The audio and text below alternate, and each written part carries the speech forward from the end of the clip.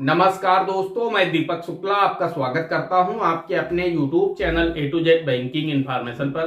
दोस्तों, आज की वीडियो में हम बात करेंगे कि पीएम किसान योजना की 14वीं की 27 जुलाई 2023 को जारी की गई थी। यानी आज से 6 से 7 दिन पहले पीएम किसान योजना की 14वीं इंस्टॉलमेंट माननीय प्रधानमंत्री जी ने सीकर राजस्थान से जारी की थी। तो अभी तक यानी आज सुबह तक किसानों के खाते में पीएम किसान योजना की 14वीं इंस्टॉलमेंट का पैसा क्रेडिट हो रहा था। लेकिन बहुत सारे ऐसे किसान हैं, करोड़ों ऐसे किसान हैं जिनके फार्म में कोई भी कमी नहीं है। उनका फार्म पूरी तरह से सही है, स्टेटस में सब कुछ सही से हो रहा है। लैंड सीडिंग यस है, ई-केवाईसी यस है, आधार बैंक अकाउंट सीडिंग स्टेटस में भी यस है, सभी में ग्रीन टिक लगा हुआ है। उसके बाद भी करोड़ों किसानों को पीएम किसान योजना की 14वीं इंस्टॉलमेंट का पैसा नहीं मिला है, जबकि उनका 14th इंस्टॉलमेंट का जो एफटीओ है वो भी यस था। पेमेंट स्टेटस में पेमेंट प्रोसेस्ड भी लिखा हुआ था।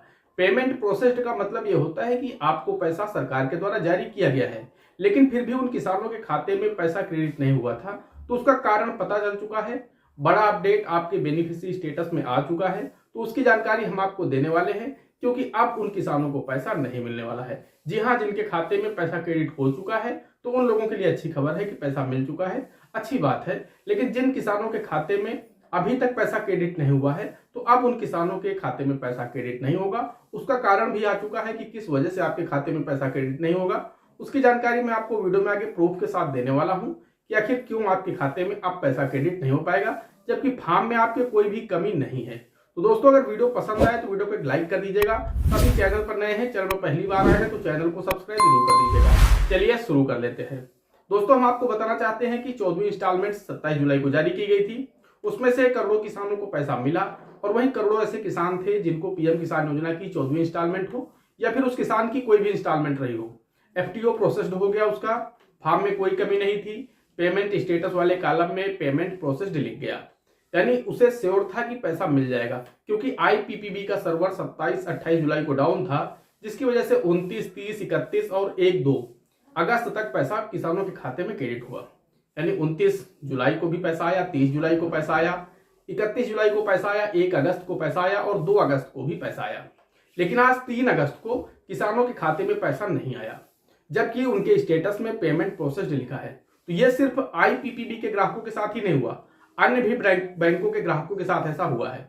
किसी अन्य बैंक में किसी किसान का खाता था और उसका भी जो स्टेटस है उसमें लिखा था पेमेंट प्रोसेस्ड, उसके बाद भी उसके खाते में आज तक पैसा क्रेडिट नहीं हुआ, और आज कारण सामने आ चुका है कि अब आपको पैसा क्यों नहीं मिलेगा। तो वो किसान बहुत अधिक परेशान हो चुके हैं कि मुझे आखिर पैसा क्यों नहीं मिलेगा, क्योंकि मेरे फार्म में तो कोई भी कमी है ही नहीं, फिर मुझे क्यों नहीं मिलेगा। तो दोस्तों, हम आपको बताना चाहते हैं कि जैसे ही आप पीएम किसान का बेनिफिशियरी स्टेटस ओपन करेंगे, तो वहां पर जहां पर एक ट्रांजेक्शन की डिटेल आती है कि आपको इंस्टॉलमेंट कहां पर दी गई, किस बैंक खाते में दी गई है, जहां पर पेमेंट प्रोसेस्ड लिखा हुआ है, उसी के नीचे आपको दिख जाता है ट्रांजेक्शन फेल। आज लाखों किसानों के स्टेटस में ट्रांजैक्शन फेल अपडेट हो चुका है। जी हाँ, अगर आपको भी पैसा अभी तक नहीं मिला है और आपके भी स्टेटस में पेमेंट प्रोसेस्ड लिखा हुआ था, तो आप लोग अपना बेनिफिशियरी स्टेटस ओपन करके देख लीजिए। हो सकता है आपके भी स्टेटस में लिख चुका हो ट्रांजैक्शन फेल। तो अगर जिनका भी ट्रांजैक्शन फेल हो चुका है, तो इसका मतलब यह है कि आपको किस्त जारी तो की गई थी, लेकिन किन्हीं कारणों से आपके खाते में पैसा क्रेडिट नहीं हो पाया, जिसकी वजह से आपका ट्रांजेक्शन फेल हो गया है। तो अब अगर ट्रांजेक्शन फेल हो गया तो इसका मतलब यह है कि आपका जो पैसा आपके लिए जारी किया गया था वो पैसा वापस रिफंड हो चुका है। यानी जिस खाते से पैसा आपके लिए भेजा गया था उसी खाते में पैसा आपका वापस क्रेडिट हो गया, यानी आपके खाते में क्रेडिट नहीं हो पाया। तो मैं आपको ये भी आगे बताने वाला हूं कि किस कारण की वजह से ये ट्रांजेक्शन फेल हुआ है। तो दोस्तों, हम आपको बताना चाहते हैं इसके 2 या 3 कारण हो सकते हैं। पहला कारण तो ये है कि आपकी बैंक का सर्वर अधिक डाउन रहा हो।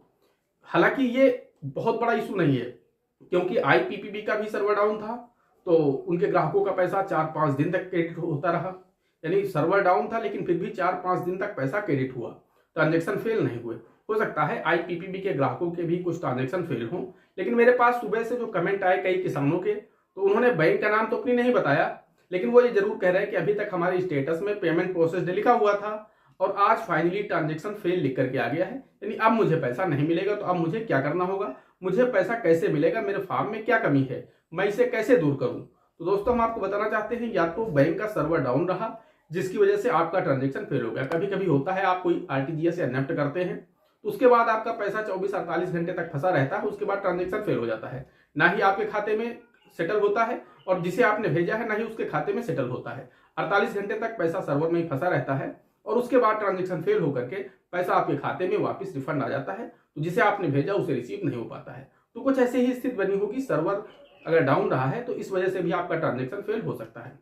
दूसरा हो सकता है कि आपका जो बैंक अकाउंट है वो डॉर्मेंट हो। अगर आपका बैंक अकाउंट डॉर्मेंट है या बंद है तो इस वजह से भी हो सकता है कि आपका ट्रांजेक्शन फेल हो गया हो, आपके खाते में पैसा क्रेडिट ना हो पाया हो। और तीसरा रीजन ये है कि हो सकता है कि बैंक ने आपके अकाउंट को फ्रीज कर रखा हो। कई बार क्या होता है कि आपके खाते में गलत ट्रांजेक्शन की वजह से या अन्य बैंक को कुछ लगता है ऐसा कि ये खाता ठीक नहीं है, तो उस स्थिति में बैंक क्या करता है कि आपके खाते को फ्रीज कर देता है। बैंक के पास हालांकि 3 ऑप्शन होते हैं। एक तो आपका डेबिट पार्ट फ्रीज कर सकते हैं, सेकंड आपका क्रेडिट पार्ट फ्रीज कर सकते हैं और थर्ड आपका टोटली फ्रीज कर सकते हैं, यानी ना ही आप उस खाते में डेबिट कर सकते हैं और ना ही क्रेडिट कर सकते हैं। कभी कभी बैंक डेबिट पर रोक लगाते हैं, कभी कभी बैंक क्रेडिट पर रोक लगाते हैं और कभी कभी बैंक आपके दोनों सेक्शन में रोक लगा देते हैं कि ना ही इस खाते से आप पैसा निकाल सकते हैं और ना ही इस खाते में पैसा कहीं से आ सकता है, ना आप जमा कर सकते हैं। तो हो सकता है कि आपका अकाउंट का दोनों पार्ट फ्रीज हो, यानी डेबिट क्रेडिट अगर दोनों फ्रीज है तो उस स्थिति में भी आपके खाते में पैसा क्रेडिट नहीं हो पाया हो। तो दोस्तों हो सकता है कि इनमें से किसी एक कमी के चलते आपका ट्रांजेक्शन फेल हुआ है। तो अब दोस्तों आपको पैसा नहीं मिलेगा क्योंकि आपका ट्रांजेक्शन फेल हो चुका है, यानी अब आपको बिल्कुल भी उम्मीद नहीं है कि अब यह पैसा आपको मिल पाएगा। अब आप उम्मीद छोड़ दीजिए यहाँ से। हाँ, अगर आपके स्टेटस में जो भी कमी है, आपका किस वजह से पैसा क्रेडिट नहीं हुआ है, अगर इस कारण का आपको पता चल जाता है तो फिर आप अपनी समस्या को अगर दूर कर लेंगे तो जैसे ही 15वीं किस्त जारी होगी तो 14वीं और 15वीं दोनों किस्तें आपको एक साथ मिल जाएगी। यानी ये जो किस्त का ट्रांजेक्शन आपका फेल हुआ है ये, और जब नेक्स्ट इंस्टॉलमेंट जारी होगी तो दोनों का आपका FTOS होगा, दोनों का पेमेंट प्रोसेस्ड होगा और दोनों का पैसा एक साथ आपके खाते में क्रेडिट हो जाएगा अगर आप अपनी समस्या को दूर कर लेते हैं। दोस्तों आशा करते हैं जानकारी पसंद आई होगी। अगर जानकारी पसंद आई हो तो प्लीज वीडियो को एक लाइक करिएगा। साथ ही चैनल पर नए हैं, चैनल पर पहली बार आए हैं तो चैनल को सब्सक्राइब जरूर करिएगा।